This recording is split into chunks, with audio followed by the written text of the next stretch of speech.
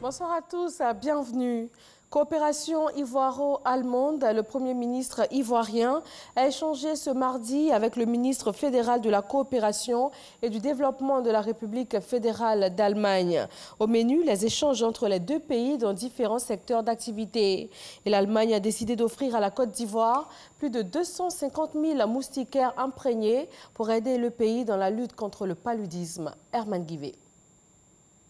La coopération ivoiro-allemande se porte bien. Voilà ce qui ressort de l'audience accordée par le Premier ministre Amadou Gon Coulibaly au docteur Maria Flaxbar, ambassadeur auprès du ministre fédéral de la coopération économique et du développement de la République fédérale d'Allemagne.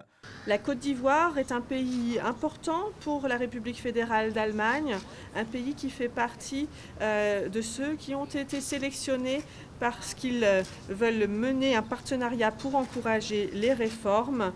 Donc un pays également qui est une ancre de stabilité en Afrique de l'Ouest et dont lequel nous pensons qu'il peut vraiment avoir une évolution démographique, économique, sociétale positive. Et c'est pourquoi nous sommes heureux de l'accompagner et nous menons à cette fin des entretiens très étroits.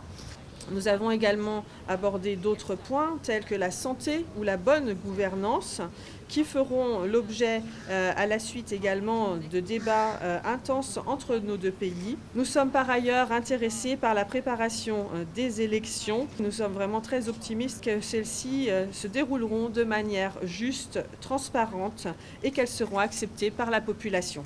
La République fédérale d'Allemagne félicite également la Côte d'Ivoire pour ses performances économiques réalisées. Le pays a gagné plusieurs places au classement Doing Business de la Banque mondiale. La Côte d'Ivoire offre un cadre propice aux investissements. Nous sommes persuadés que ceci constitue la base pour un futur développement. Et les investisseurs privés, qu'ils viennent d'Allemagne ou d'Union européenne, et peuvent donc créer, en investissant ici, des places de formation et des emplois, sont un élément essentiel dans le cadre de ce partenariat pour encourager les réformes. Autre sujet abordé, la lutte contre le travail des enfants dans la cacaoculture. Le Premier ministre rassure, le gouvernement a engagé des mesures concrètes. La prise d'une loi en 2014 interdisant le travail des enfants, suivie en 2017 de la prise de 2 arrêtés ministériels. Pour accompagner la Côte d'Ivoire dans la lutte contre le paludisme, la chancelière allemande Angela Merkel, par le biais de son émissaire, offre 251 000 moustiquaires imprégnés à la Côte d'Ivoire, répondant ainsi favorablement à la demande formulée par le chef de l'État Alassane Ouattara pendant le sommet Union européenne-Union africaine tenu à Abidjan. Un spécimen de ces moustiquaires a été remis au Premier ministre Amadou Gon Coulibaly.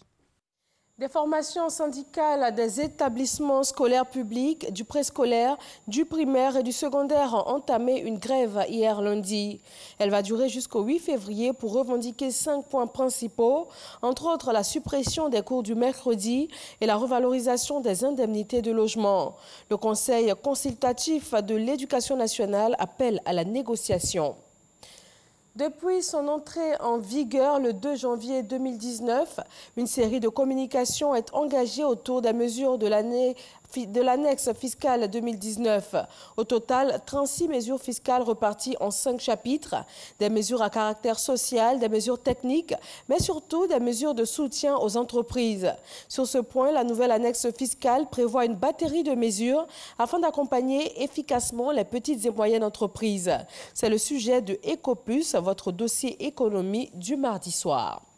Situation politique en Centrafrique, le 8e accord de paix a été paraphé à Khartoum ce mardi. L'accord avait été conclu samedi par le gouvernement et 14 groupes armés en présence des présidents centrafricains et soudanais. Il doit maintenant être signé dans les prochains jours à Bangui, selon le gouvernement et la présidence de Centrafrique. Mais pour l'heure, aucune date n'a été précisée. Les forces armées burkinabées annoncent avoir neutralisé 146 terroristes au cours d'une opération dans 3 départements hier lundi. Les terroristes avaient attaqué dans la nuit du 3 au 4 février des populations d'un village du nord, faisant 14 civils tués. En riposte, l'armée burkinabé a mené une vaste opération contre ces groupes d'hommes armés qui tentaient d'ailleurs de rejoindre la frontière malienne.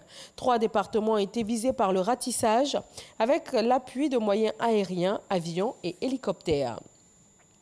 10 personnes sont mortes dans un violent incendie qui a ravagé un immeuble du 16e arrondissement de Paris dans la nuit d'hier. 30 autres personnes ont été blessées selon le dernier bilan provisoire. La thèse criminelle est privilégiée.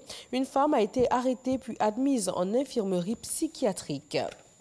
Toujours en France, le syndicat CGT a appelé à la grève ce mardi 5 février pour réclamer une hausse des salaires et davantage de justice fiscale.